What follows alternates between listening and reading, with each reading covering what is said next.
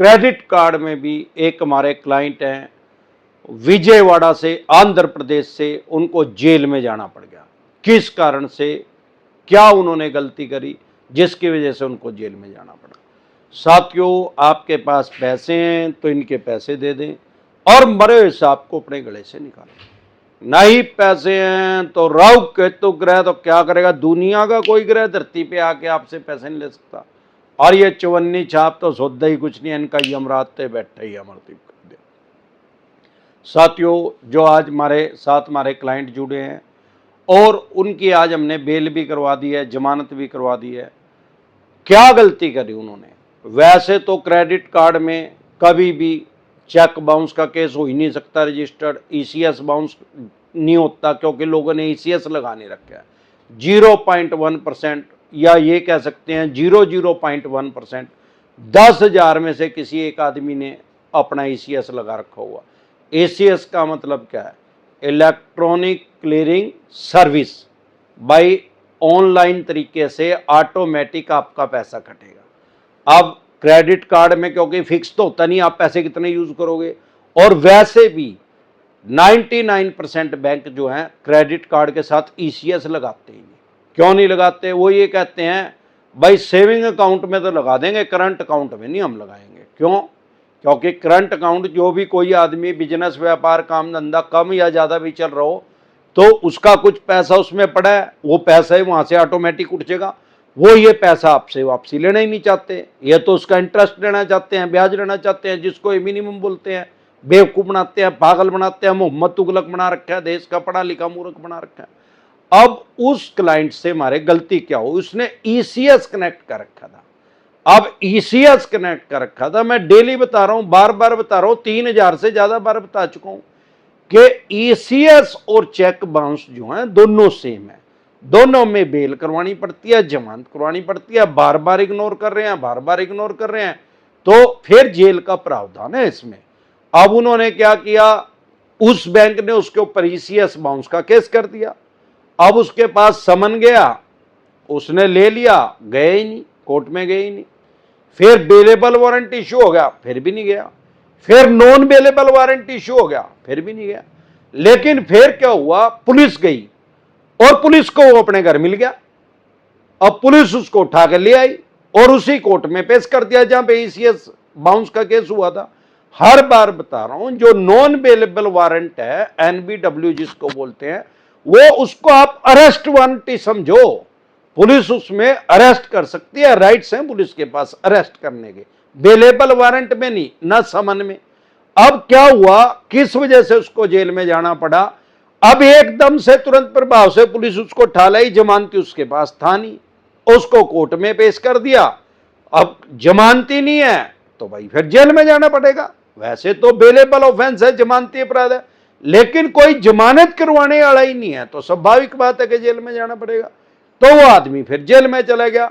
तब उनके जो पारिवारिक आदमी थे उन्होंने हमारी टीम से संपर्क करा, हमने उनको एडवोकेट प्रोवाइड करवाया और आज उनकी बेल हो गई है, जमानत हो गई है। तो हर बार बता रहा हूं कि कोर्ट की अवमानना ना करें। लोन की ईएमआई डिफॉल्ट होना क्राइम में कंसीडर नहीं होता, अपराध की श्रेणी में नहीं आता। सारे देश के किसी थाने पुलिस स्टेशन चौकी से आपके खिलाफ एफआईआर दर्ज नहीं हो सकती, आपका पर्चा दर्ज नहीं हो सकता लोन की ईएमआई डिफॉल्ट होने। पुलिस आपके घर, मकान, दुकान, फैक्ट्री, कारखाने में नहीं आ सकती। अब कब आई पुलिस?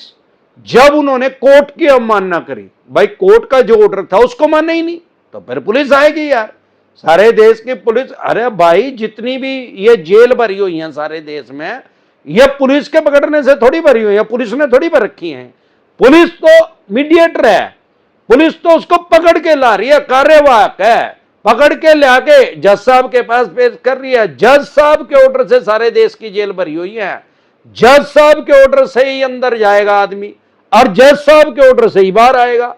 और जेलर वहां का मालिक है। अरे जेलर जेल का मालिक तो है, सिक्योरिटी का मालिक है, वहां से मुझसे को भी नहीं निकाल सकता, चूहे को भी निकाल सकता हो जज की इजाजत के बगैर।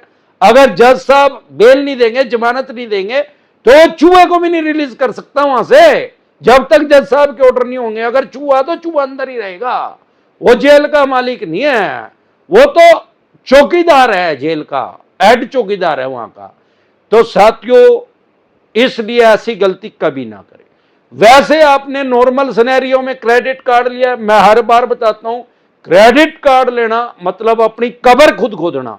आपको बेवकूफ बना रहे हैं। कैसे?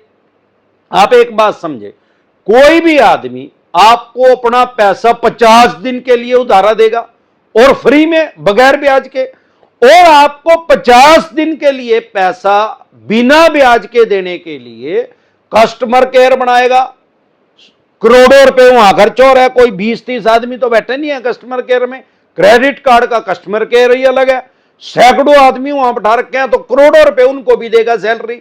उसके अलावा जो डीएसए आपका बना रहे हैं ज्यादातर देश में, उनका भी 10% कमीशन है। फॉर एग्जाम्पल, आपकी 5 लाख रुपए की लिमिट बनी, 50,000 रुपए उसको भी दे रहा है। आपको 5 लाख रुपए बिना ब्याज पे देने के लिए 50,000 रुपए तो उसको कमीशन दे रहा है डीएसए को। उसके बाद कस्टमर केयर बना रखा है, उसके बाद लॉन्च फ्री कर रखे हैं। जितने भी देश में एयरपोर्ट हैं सब पे लॉन्च फ्री है। 5 स्टार का खाना 2 रुपए में। अब 2 रुपए में तो यार, 2 रुपए में तो ब्रेड का एक टुकड़ा नहीं मिलता।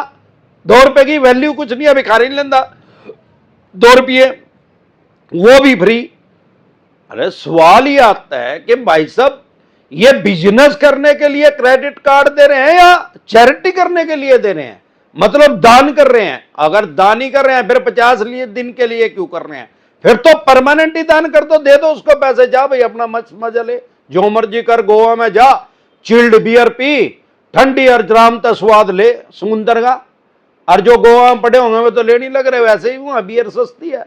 तो ये इनका बेवकूफ बनाने का तरीका है। ये आपसे ब्याज लेना चाहते हैं, जो कि इनका मिनिमम बोलते हैं। वो इनका ब्याज इतना आई है, सारी दुनिया के अंदर सबसे आरओआई कम किसकी है? रेट ऑफ इंटरेस्ट किस लोन का है?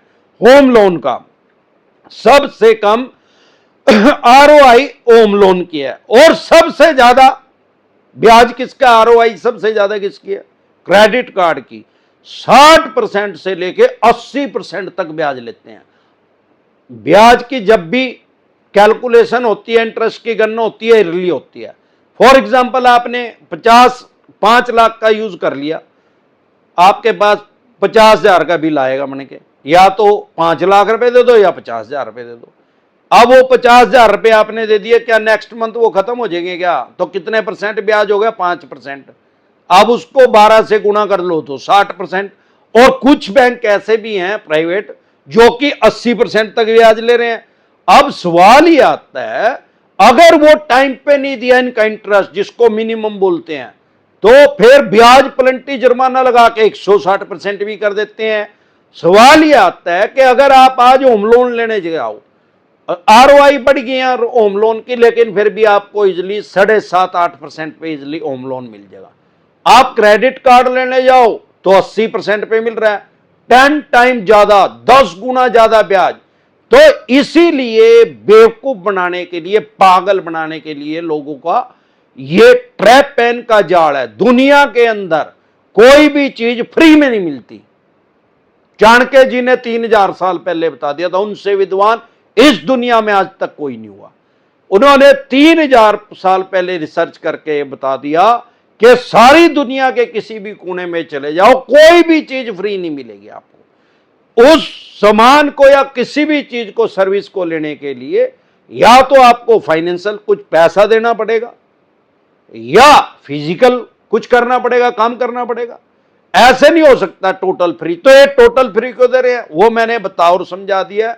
सिर्फ इसमें ही, इसी कारण से अब आप एक बात हो रहा है कि 38% आदमी इनके क्रेडिट कार्ड के पैसे ही नहीं देते, मार लेते हैं, देते ही नहीं होते ही उनके पास। 62% आदमी देते हैं, फिर भी हर बैंक क्रेडिट कार्ड देने पे लगा हुआ है। क्या कारण है भाई?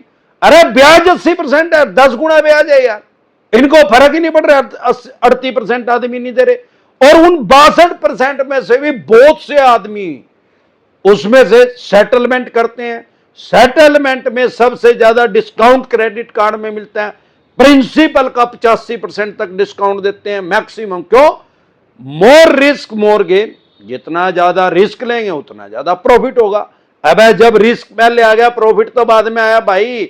यही कारण है, क्योंकि इनको पता है आपने चेक तो दे नहीं रखा, और 1000 में से भी क्या 10,000 में से एक आदमी ने ईसीएस लगा रखा, तो ईसीएस बाउंस का भी केस नहीं कर सकते। और ज्यादा से ज्यादा क्या करेंगे, आर्बिट्रेशन का। अरे आर्बिट्रेटर नाम का हमारे देश में कोई जज ही नहीं है यार, ये तो इनके ऑफिसर हैं, तुरंत प्रभाव से एक्सपर्ट एडवाइस लेके उसको रोक दे, बस। फिर क्या करेंगे, फिर इनको मिलेगा बापा जी का घंटा, या तो सेटलमेंट करेंगे 85% डिस्काउंट देंगे, या उसको राइट ऑफ करेंगे, और कोई इनके पास ऑप्शन नहीं है। मैंने आज तक क्रेडिट कार्ड में किसी को ऊपर केस ही होता नहीं देखा। और बोलो, तो इसी तरह की या किसी भी तरह की कोई भी दिक्कत परेशानी समस्या आपको या आपके किसी भी यार प्यारे रिश्तेदार को आ रही है, हमारा यूट्यूब पे एक चैनल है डिसेंट एडवाइस के नाम से, जिस पे मैं 3000 से भी ज्यादा वीडियो डाल चुका हूं लोन से रिलेटेड। आपको यूट्यूब के सर्च के ऑप्शन में वो प्रॉब्लम लिखनी है, जो भी प्रॉब्लम आ गई डिसेंट एडवाइस लिखना है, तुरंत प्रभाव से आपकी समस्या का समाधान हो जाएगा। इसके अलावा अगर आप हमारे से पर्सनल मीटिंग करना चाहते हैं, पर्सनल एडवाइस लेना चाहते हैं, फिर आपका लोन 2 करोड़ का है, 5 का है, 25 का, 50 करोड़ का, डज नॉट मैटर कितने करोड़ का या कितने अरब रुपए का आपका लोन है, 5 स्टेटों में हमारे ऑफिस है। अगर आप दिल्ली से देख रहे हैं तो सीपी में कनॉट पैलेस में पर्सनल मीटिंग कर सकते हैं, हरियाणा से देख रहे हैं तो कुंडली में, पंजाब से देख रहे हैं तो लुधियाना में, मुंबई से देख रहे हैं तो गोरेगांव में, गुजरात से देख रहे हैं तो अहमदाबाद में पर्सनल मीटिंग कर सकते हैं। इसके अलावा अलग अलग स्टेट में मैं टाइमली आता रहता हूं, आपके स्टेट में मैं कब आ रहा हूं, आप अपॉइंटमेंट लेना चाहते हैं पर्सनल मीटिंग करने के लिए, आप हमारी टीम से संपर्क कर सकते हैं। या अभी ये लाइव खत्म हो गया है, मैं डेली लाइव आता हूं रात को 9 बजे डिसेंट एडवाइस चैनल पे, आप हमारे साथ जुड़ सकते हैं, आपकी प्रॉब्लम का सोल्यूशन बताया जाएगा। अब ये लाइव खत्म हो गया, अगर आप हमारे से टेलीफोनिकली एडवाइस लेना चाहते हैं, आपने अपॉइंटमेंट ले लिया या लेनी है, तो आप हमारी टीम से संपर्क कर सकते हैं। आपकी स्क्रीन पे एक नंबर आया हुआ है, उसको सेव करके व्हाट्सएप मैसेज करके हमारी टीम से संपर्क कर सकते हैं, अपॉइंटमेंट ले सकते हैं पर्सनल मीटिंग करने की या टेलीफोनिकली एडवाइस लेने की। एक बार जोर से मिलकर नारा लगाएंगे, जय ससुराल वालों की, जय मेरे आले साले की।